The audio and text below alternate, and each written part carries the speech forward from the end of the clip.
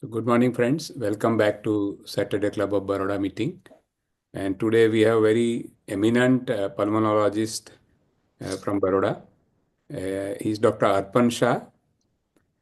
Actually, the audience in Baroda knows him very well. He's a very eminent pulmonologist and he has been our guest speaker earlier when the meetings were held physically at Dr. Satish Shah's nursing home. He was instrumental in establishing first interventional pulmonology setup in Gujarat. He has, to his credit, several national and international publications, and he was awarded with American Thoracic Society for work on EBUS and Asia Pacific Society of Respirology Award for work on cryobiopsy. And his current affiliation is owner of Pranayam Lung and Heart Institute based in Vadodara.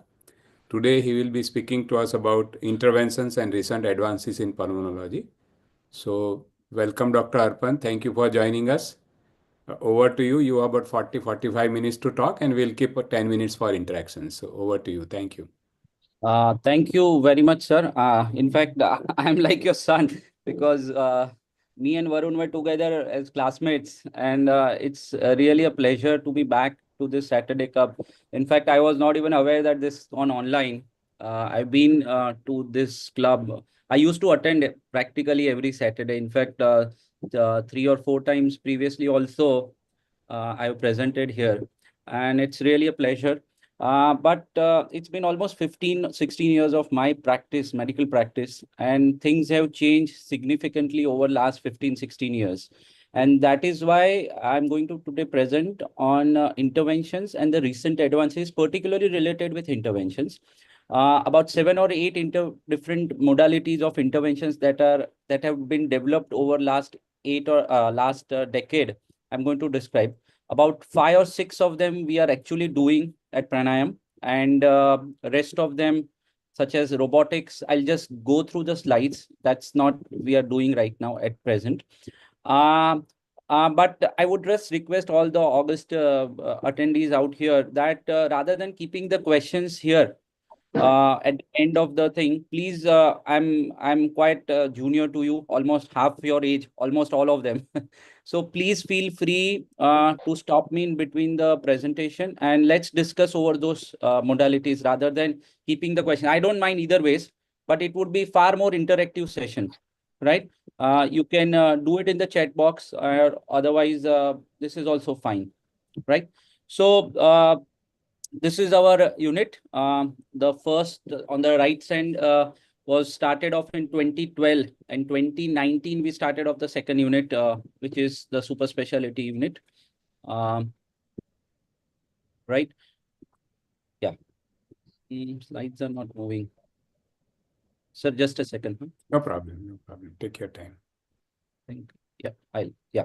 So I'll start off this presentation with a very famous quote from Canadian Lung Association.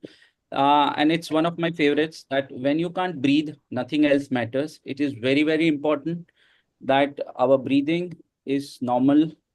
It is regular, right?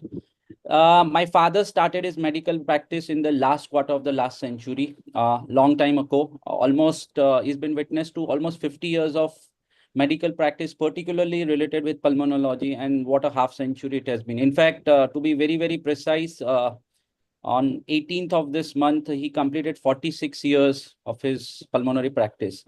But pulmonology per se has globally faced a large number of challenges in its growth over last 35, 40 years compared to its sister specialties in medicine.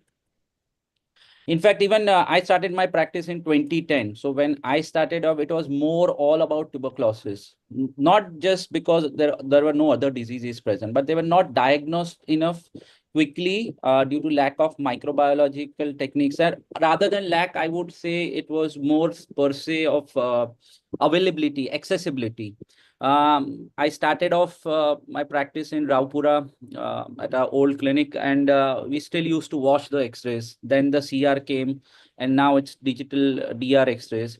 CT scans are far more often done than what it was done about 15 years back. Echo for pulmonary hypertension is easily accessible with number of cardiac institutes out here. Bronchoscopies, well, they have developed like anything. My father started off in 1992. We were the first ones in the state of Gujarat in early 90s to start off the bronchoscopy, was the first one. And in 2015, we were the first interventional pulmonary unit, dedicated one, in the west zone of India. In fact, sixth in starting endobronchial ultrasounds, fourth in starting cryobiopsy, which I'll be describing about. So matter of pride for all of us, particularly all pulmonologists out here at this stage, is that we have moved from a subspecialty branch of medicine to a super specialty branch.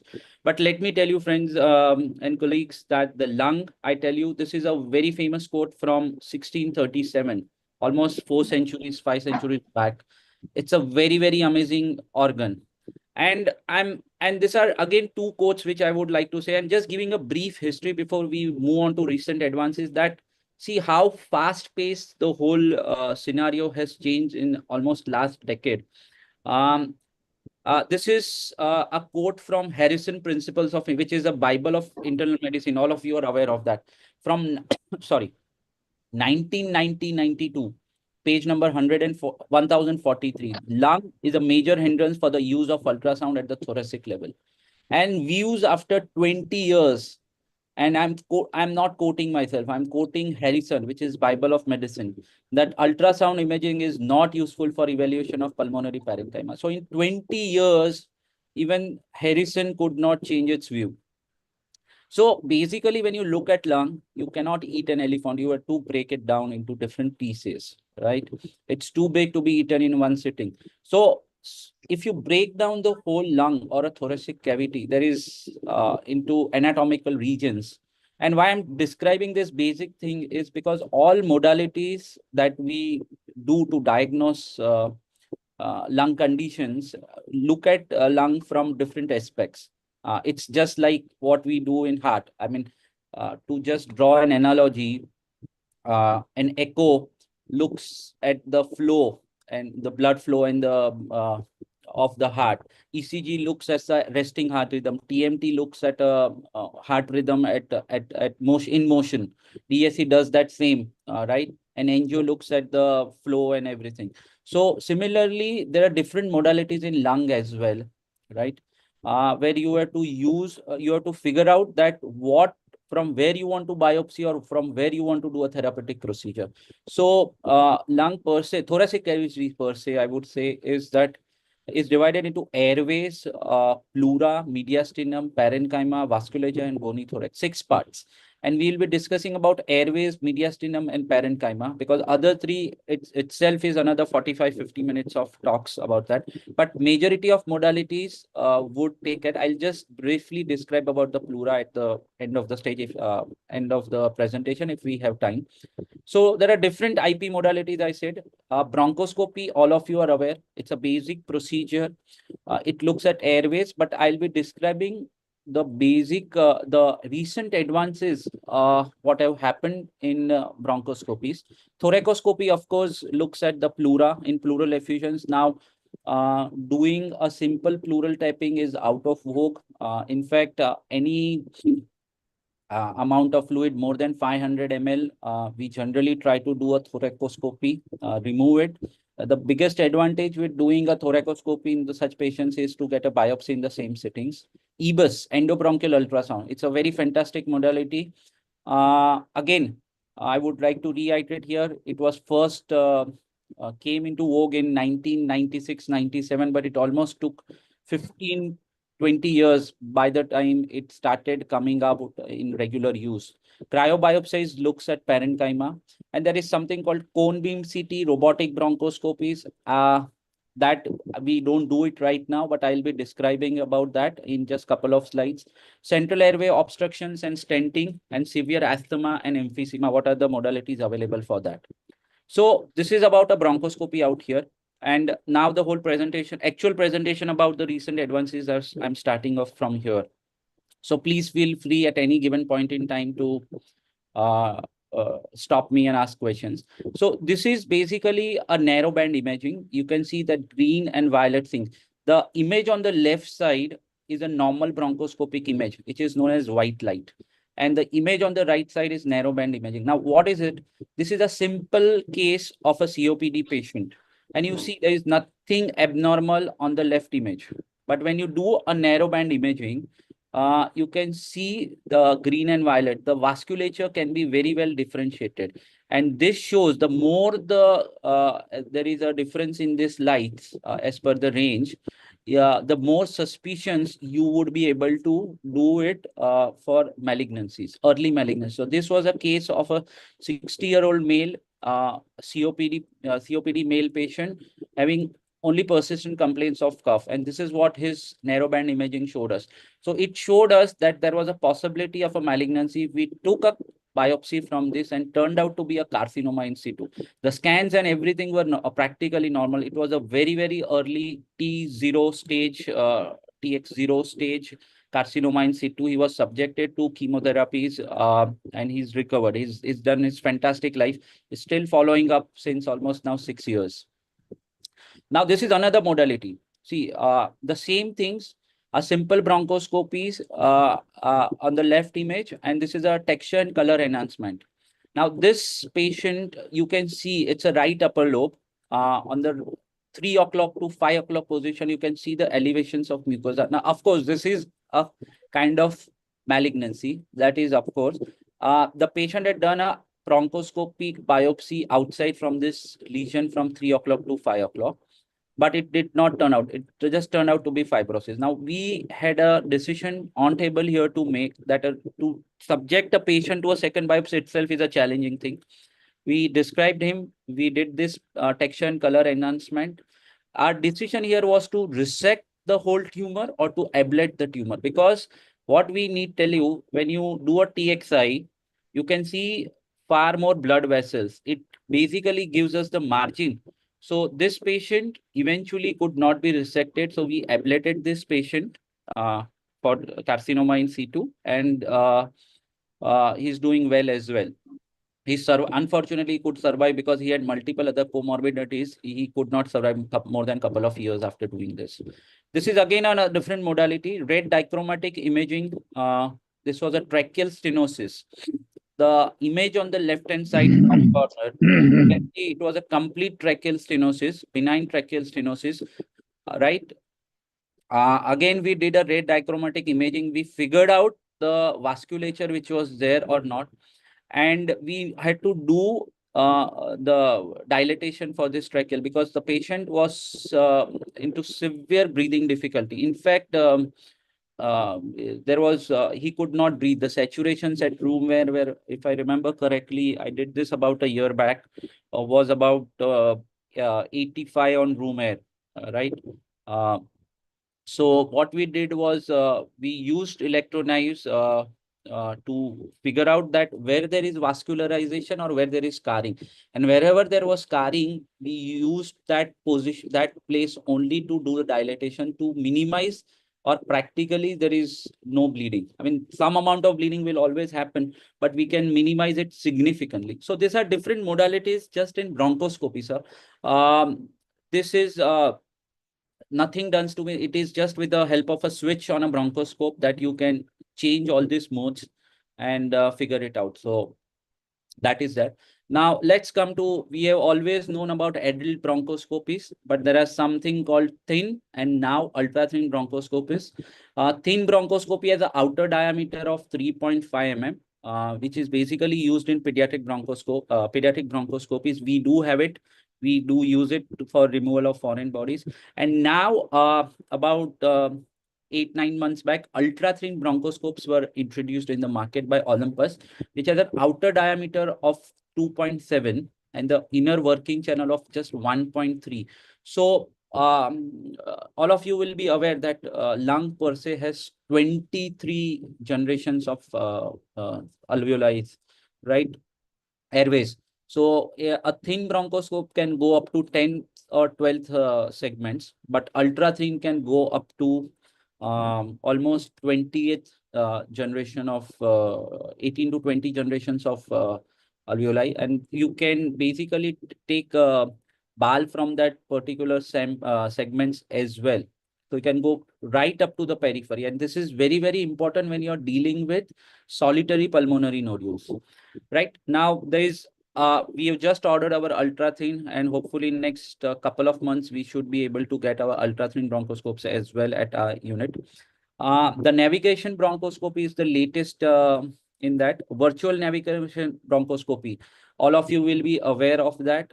It's into the market since almost now a couple of decades.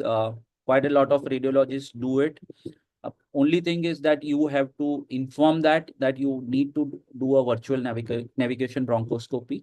And there is something called electromagnetic navigation bronchoscopy, which I'll be describing. So basically, VB, that is virtual bronchoscopy, is not an endoscopic procedure.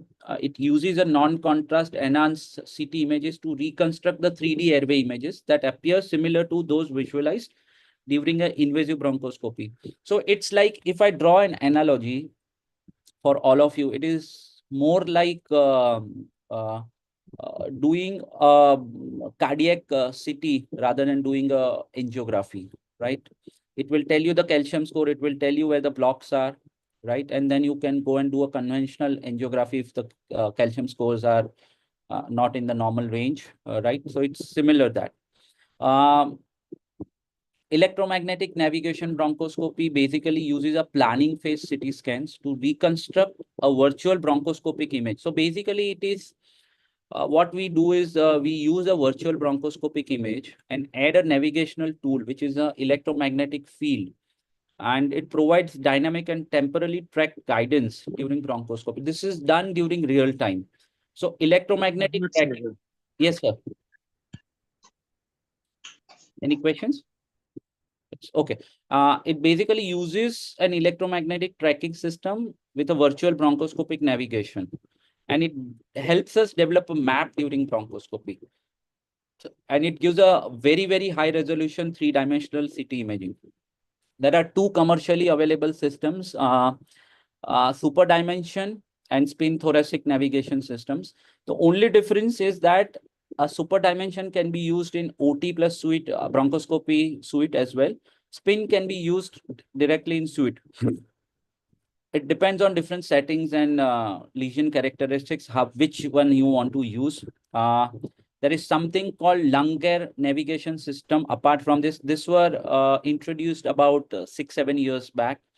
Lung care navigation system was in 2016, and Chinese, all of you are aware, on a very funny note, I would say that they will come up with anything. So they have approved this since 2016. They have a workstation with computer softwares, a locatable wire, a position detection wire, and an electromagnetic board. They can be used in combination with guide sheets, puncture needles, different size bronchoscopes, as I said, pediatrics, ultra thin, because of it, different types of locatable wires. And the position detection wire will exactly tell you, according to the respiratory movements, where the lesions are. So this is the lung care system that was there. My brother, younger brother, who is a pulmonologist, who was in Guangzhou, China, where they have the largest IP unit of the world, one of the largest IP units.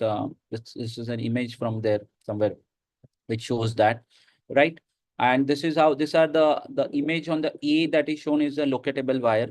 Now, the funnier part here, I would just like to see this. These systems are very expensive. In fact, AIIMS Delhi got this system about a year back, and they've been using this regularly.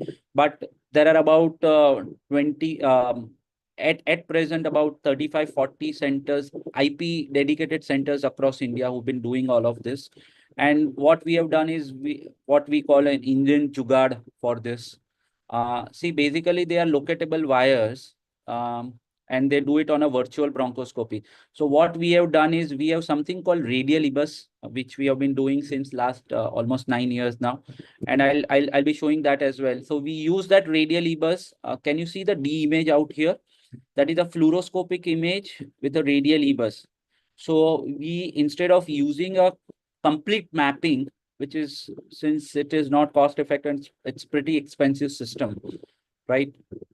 What we have done is we use a fluoroscopic image, just a CM, which is practically present in all OTs, in almost all hospitals which do dedicated work, right? So we use a fluoroscopic image along with a radial EBUS to find this in real time and then take biopsies from there, right? The only disadvantage is that we do not get a real time mapping. So we just have to rely on our clinical skills. But that's what the Indian Jugaad is all about. And so far, we have done quite a lot of them over last 4 5 years, and we have been quite successful with that. Our rates are around 85 to 90% of getting those peripheral nodule biopsies with this two things, right? Robotics. There are two things in the current scenario. Which we cannot miss whenever any presentations are there is robotics and artificial intelligence. I'll just describe robotics right now. Artificial intelligence, I have a couple of slides at the end of the presentation. So robotic bronchoscopies for pulmonary lesions was developed because there was a see, when you describe the Western practice and the Indian practice, we do have a lot of patients, but we do not present papers. That's the only difference. In fact, and I think most of you have been uh, uh, have been into practice since 40, 50 years, and you would have seen that the clinical data that we have is almost 10 times, 20 times more than what the Western world does it. But the only difference is that we do not present.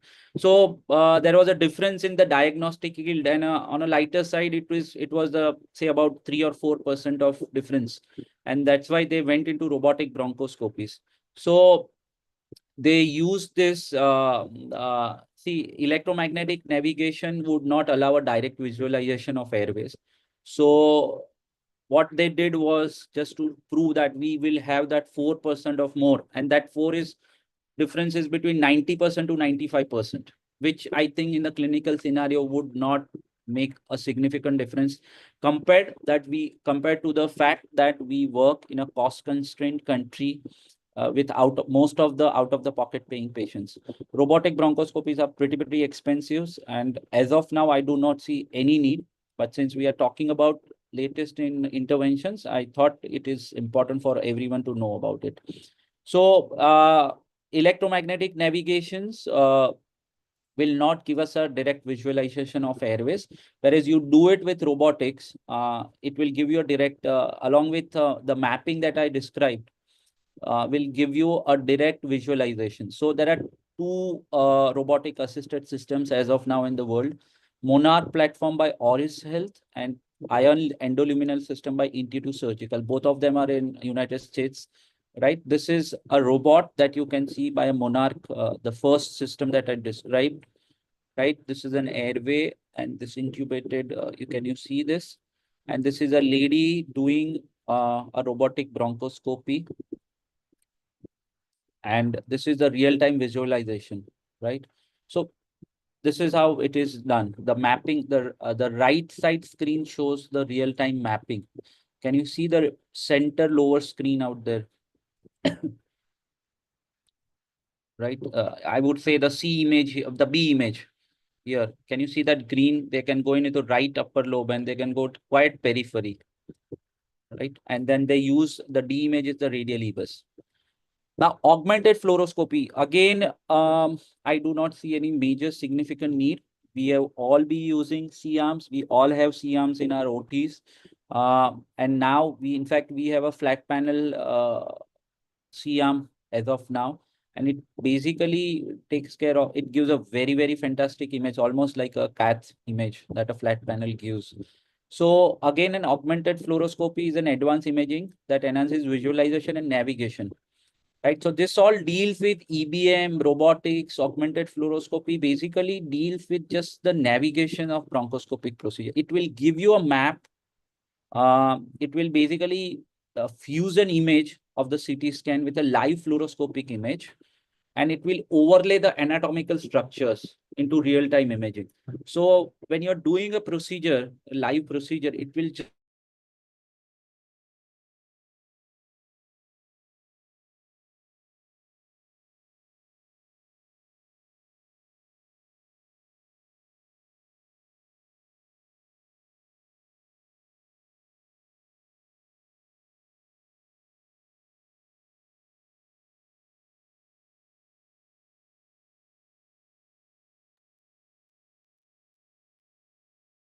His connection is lost, it seems.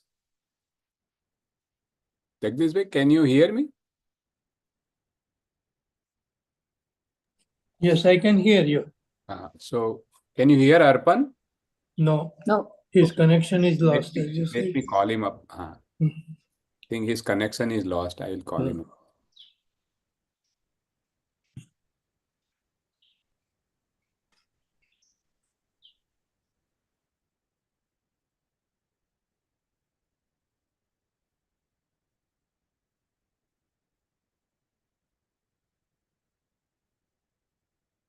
It got disconnected. Yeah. Please rejoin. Sorry.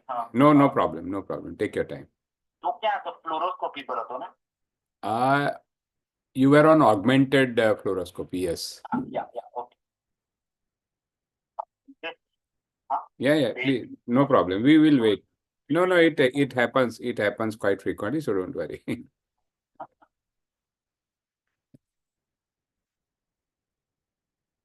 He is rejoining, so we wait.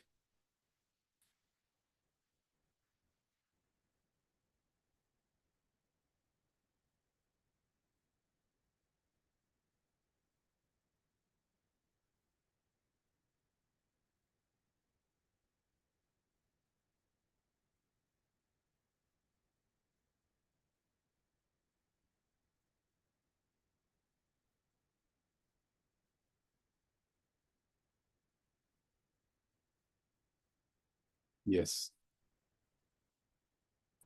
Can you? Sorry, extremely sorry. Something happened. No problem. Just get back to you. Yeah. So I was on augmented fluoroscopy. Yes, that was the slide when we lost you. Yeah. So augmented fluoroscopy, again, I said that basically what it does is that it fuses the pre-procedural CT scans with live fluoroscopic images, and then it gives a real 3-time guidance. But again, then I said that flat panel, now 3 arms are there, which gives you a very good imaging, and then you rely on your clinical skills. And I very strongly believe that in our cost constrained country, it is always better to think about the patients, think about the amount of money that they are going. Western concepts, Western country practice is different. They have all the insurance patients where they can try up all these things. And to be very honest, not that I'm looking down upon something or I'm criticizing anything, but the difference in the diagnostic yield will be between 93% or 97%. I think that is a risk we can take considering the Indian population and the amount of patients that we get. So this is how an augmented fluoroscopy works. I'll not get into this. See, this is the radial EBUS. Now, again, there are a lot of thoracic surgeons. Unfortunately, every CTVS in last 20-25 years that I've seen have diverted themselves to the practice of cardiology, cardiology practice, rather than focusing on thoracic. But thoracic surgeries is the in thing. It's coming back in vogue. We were one of the main centers since last 14 years that we have been doing thoracic surgeries. And we clocked quite a number of decortications, lobectomies, pneumonectomies. The general concept is people do lobectomies or pneumonectomies for malignancies, but for conditions where there are destroyed lungs, where are fungal balls, carcinoids, you need to do that, operate it. So this is, I'm just a data from 2008 to 2014 for a mediastinal lymph node staging, which was very, very common for malignancies, right? And you can see the staging has significantly increased. And the pulmonologists from same era for those 47, 8 years, you can see the number of EBUS is rising. So this is, I had a lot of, we have done more than 1,500 EBUSs right now in last 9 years since we started off. But this is a diagrammatic image of how this is done. A bronchoscope is inserted, and this is the transducer. I've just shown a diagrammatic video of a subcarinal node, how it is done. So this will give a real-time ultrasonographic image, and this is a subcarinal node station 7. and the needle is coming out from once you locate the this you put on the ultrasound image here, you will know this is a lymph node, and then your needle comes out and pierces this lymph node.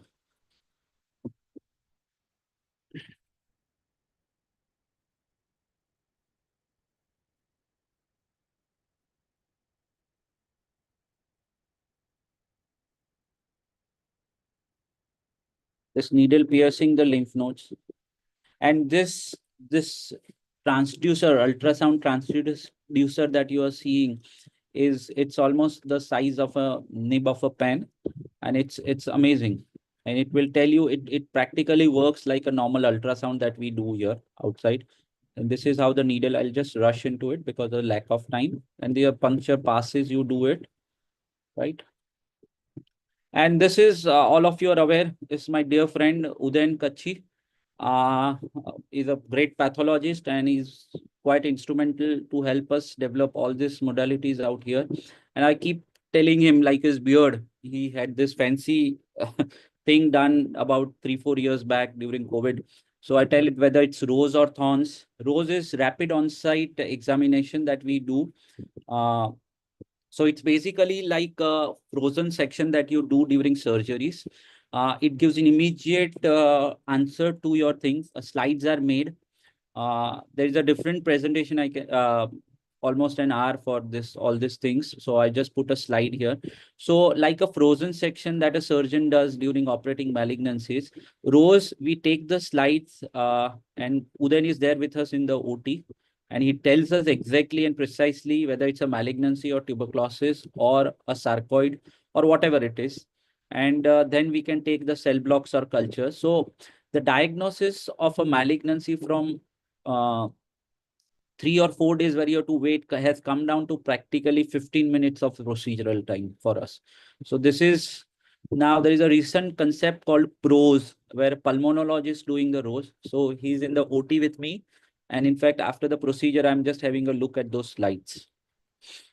Right now, OCTs. Again, we are not doing OCTs right now, but OCT, all of you, I mean, there are a few ophthalmologists out there in a group as well. So OCTs, they will be aware that uses light waves instead of sound waves. Now, OCT has come in bronchoscopy as well.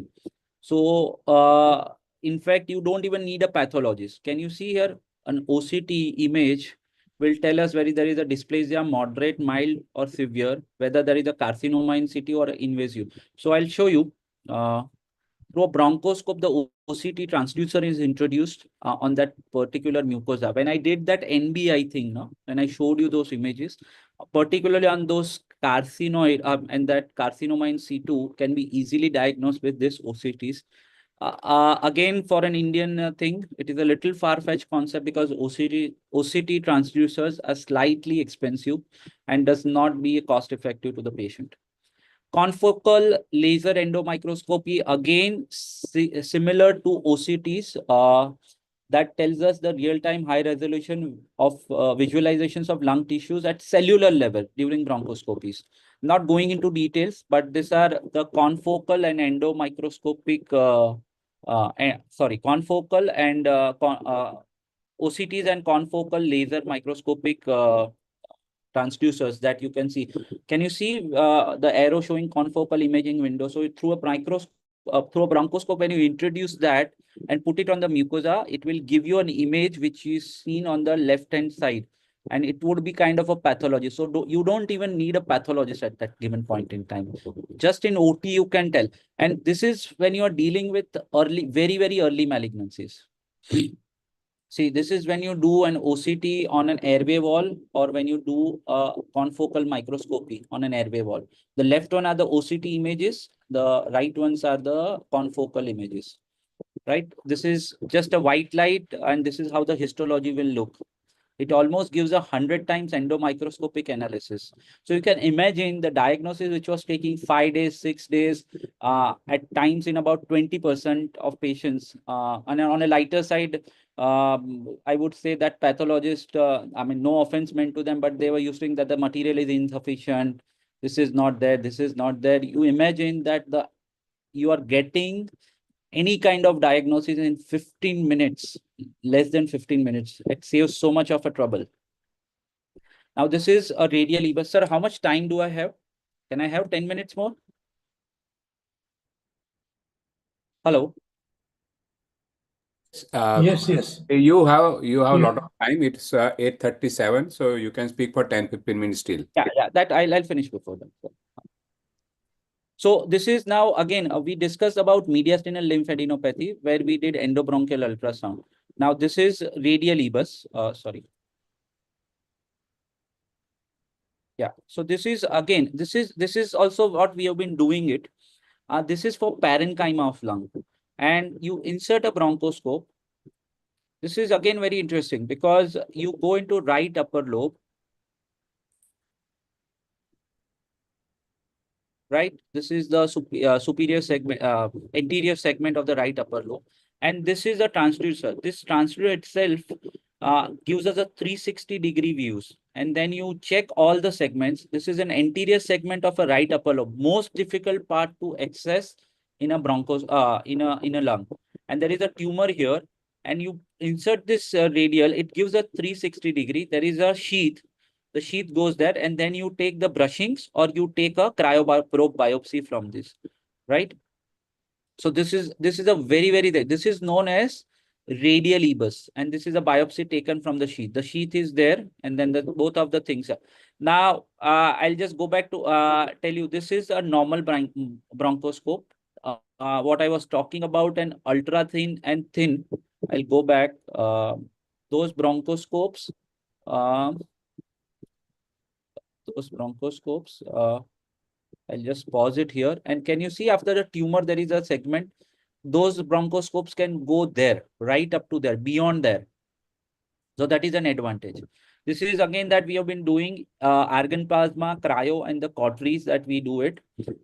This is the freezing at -80 degrees. This is basically used for both biopsies for interstitial lung disease as well as for removing blood clots or foreign bodies. And this is again a video for that. See, this is the one of my patients which had a endobronchial here lesion. This is the cryoprobe that I used. I freezed it to -80 degree for about 7 or 8 seconds. It gets attached to that, and then slowly the tumor is being removed through a rigid bronchoscope. And you can see there is practically no bleeding.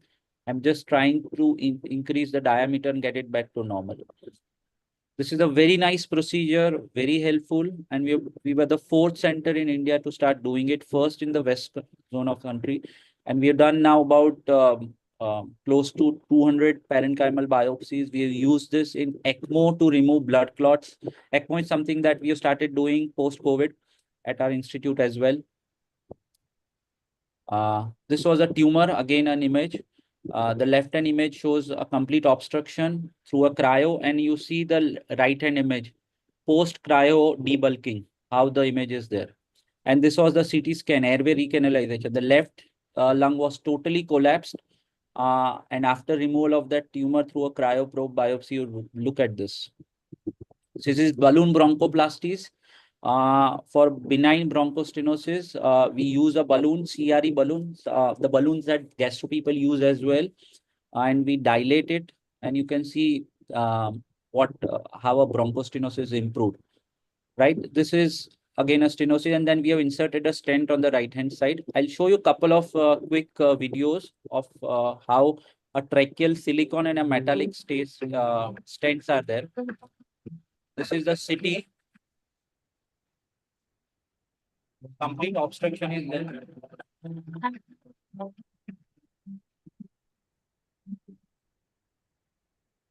This was a tracheal thing. We did a bronch, removed the secretions, and then we put in the stent.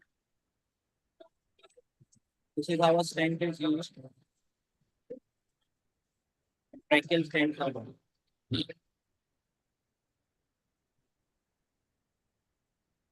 This is a case 2. I'll just skip off this images in the interest of the time, and see Can you see here, when you just keep an observation on the posterior wall of trachea, there is a tumor coming from esophagus, obstructing the trachea. And what we have done? We could not remove this tumor because of the bleeding. So what we did was,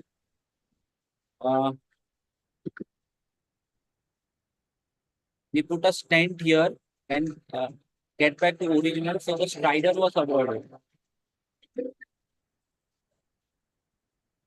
See, this is a covered stent. There are no uncovered stents now because of issues with that, but this is a covered stent that we have put it. And it's almost a normal diameter. The tumor has been pushed forward because it was not possible to resect the tumor. This gave a patient a life of about 6 months. And this is grade 3 tracheal stenosis again. We went in through a rigid bronchoscope. We did a mechanical dilatation. We quickly go, and a stent was inserted, a silicone stent. This is a silicone stent. The first two which I showed were metallic stents. And silicone stent, we have through a forceps, we have adjusted, positioned it. And this is how a suture is taken to fix a stent. Through a tracheal ring, we put it in a needle, and then the sutures are taken so that there is no migration of stents. And the final results, look at this. Absolutely normal airway.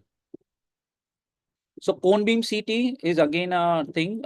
This can be used. This is something called Dyna CT. So basically what it does is it takes a moving C-arm or a virtual bronchoscopic images and uses it in the real time, right?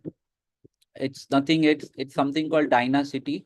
And then you can do it. The CT images are in real time, uploaded on a, say, cath lab, and you get a real-time images. Right? This is how a cone beam CT is done.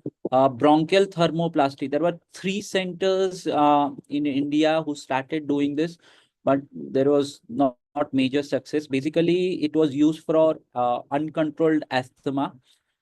It was a controlled application of radiotherapy to generate local heat and decrease smooth muscle mass in distal airways. Right? There are different ways of doing it. What you see on the left hand side is pre-bronchial thermoplasty, a constricted airway. And this is another one is a post-BT. It's an open airway remodel. But all these 3 centers stopped doing this as of now. I think only 1 center is doing in India because it's quite an expensive. The catheters for bronchial thermoplasty cost around 3 lakhs, 3.5 lakhs. And the whole procedure is about 5 or 6 lakhs. And for an asthmatic patient to spend that amount of money in the Indian scenario is quite difficult. Plus, airway remodeling use or not that successful. So people are, though some of the Western countries still do it, India as of now, BT is quite not done that frequently at all. These are endobronchial lung volume reduction surgeries used in COPDs, different types of valves. So any COPD patient having an upper lobe predominant disease, no, the valves are done. In fact, at Gotri, about, I think, Anand and the pulmonary department at Gotri called up one of the consultants from MD Anderson, who I worked with in 2019. Who gave a nice talk on how this endobronchial valves, they have been doing it. So lung volume reduction surgeries are there for COPDs. Right? If there is a heterogeneous emphysema, there are different types of valves. I'm not going into those details, but these are how it basically works is that during inhalation, the valve prevents air from entering damaged part of lungs. And during exhalation, valve allows air and fluids to leave lungs. Now, the valves, only thing is that the selection of patients has to be very, very important in such patients because only in predominant upper airway diseases, majorly, this will work. These are different types of US FDA approved endobronchial valves. As of India, we are not doing, no hospital as of now is doing this valves in India. But this is something which is latest, and probably if it works for another couple of years, we would soon see people putting in valves in COPD here as well.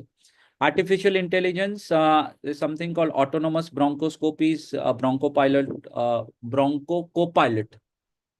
It basically uses autonomous navigation during bronchoscopic, but again, it's still on the research phases. There are lung disease detection. I'd done a trial with one of the centers from Bangalore, which it's still in there during COVID, where we tried to look at how an AI can detect COVID quickly and patterns of COVID. The results are not out, so I'll not be describing much about that here. So basically, we see the AI as of now is objective identification of lung pathologies, reduced healthcare cost, maybe improved patient monitoring, and the data analytics are there. And thank you very much. This is our new unit at Atladra, which will be coming up in next 3 or 4 months, fully functional. It's an 100-bedded state-of-art cardiopulmonary unit with other super specialties as well, right?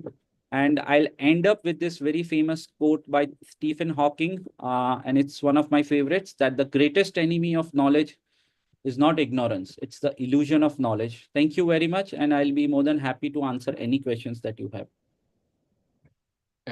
Thank you, Arpan. You can stop the screen sharing part. Yes. So I think you are removed so much illusion of knowledge from our mind regarding pulmonology. It's amazing the kind of journey you and your family have in this journey of pulmonology in city of Baroda. And we are very happy and proud about various advances that you are using in your real practice. So congratulations and best wishes for your new endeavor also. So now the house is open for questions, comments. Yes, Jagdish bhai. Arpan, there are increasing cases of interstitial pulmonary fibrosis. In fact, in consideration of CA lung, interstitial fibrosis is getting more prevalent. Do you do lung biopsy for them? Yes, sir. In fact, I have this dictum where I always tell people that it is better to have a lung cancer than to have a lung fibrosis. Yeah. Because it's a very horrible disease, very, very horrible disease. And lung biopsies we have been doing since now almost 9 years. I described one of the techniques called cryoprobe biopsies. Through that we do, initially I started doing biopsies in 2010, which were not cryoprobe biopsies, they were transbronchial biopsy, but the yield with that was around 60-62%. We were the 4th centers in 2016 to start doing cryobiopsies, and we have now a data of about close to 200 cryoprobe biopsies that we have done. One of my, in fact, I am not sure, but we started our DNB pulmonary program in couple of years back. We have 3 residents now, and it was the first in the state of Gujarat to have DNB pulmonary. So we have 3 students as of now. One of my students is doing this thesis on cryoprobe biopsies, right? And it is always better because, see, interstitial lung disease, this is a subgroup of about 80-100, and it is always better to classify. See, what the commonest mistake that most people do is that they think that you need to give steroids in ILD. That is not the case. If it's a clear-cut IPF, that is idiopathic pulmonary fibrosis, right, you do not need to give steroids, right? And more often than not, I get patients who are bombarded with steroids in IPF where there is no results, and they end up into complications of steroids rather than it. So it's very imperative to biopsy, but at the earlier stage, when you are suspecting. And with the advent of HRCT, sir, it is very, very easy to diagnose ILD. The moment you suspect it, get an HRCT done. At the most, it takes about, my scanner takes about 2 minutes, not even 2 minutes to do thing, right? So it's always better. And it's always better to biopsy because there are certain subtypes such as hypersensitive pneumonitis, which is subtype of ILD, or say NSIP pattern or say organizing pneumonia, which are very steroid responsive. So if you give steroids at that stage in time, right, with biopsy, you're very confident that this patient is going to live for next 10, 15, 20 years without any issues. The problem is that without biopsy, we are giving steroids everywhere. Even if there is no ground glassing on HRCT, we are giving steroids. So do you do lung biopsy in pediatric patients also? Sub pediatric ILDs, see, we do it. Pediatric malignancies, we do it. For ILDs, it's very rare. I mean, you have a vast experience, sir, almost of close. What we hear in our conference is that lung biopsy is something which is subject to a lot of issues regarding interpretation of biopsy also.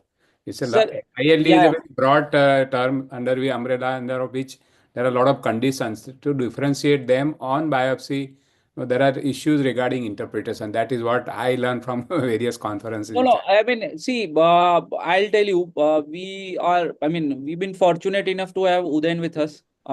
He's fantastic with lung biopsies.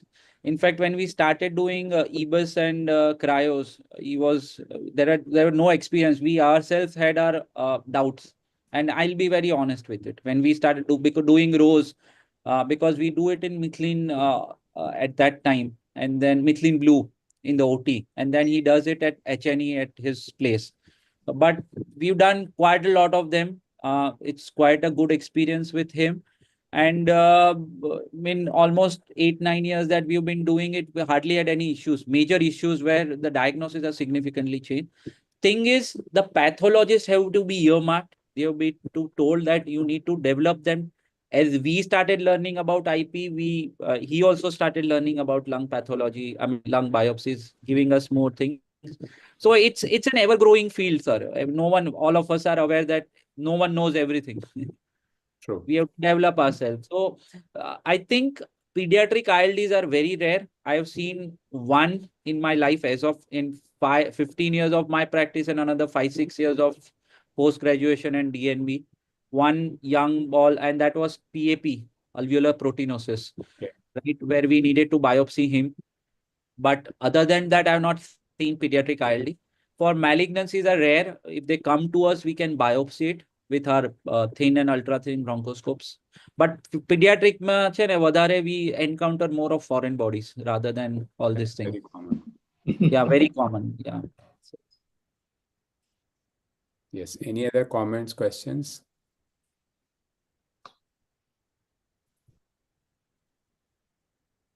So if there are no questions, I think we can end the session here. Thank you once again, Dr. Arpan. Thank you, sir. Thank Wonderful. you. It was very informative and very right. Thank you, happy sir. to know that things are happening in our city. Thank you very much. Thank you, sir. So we meet next Saturday again. Thank you all. We end this.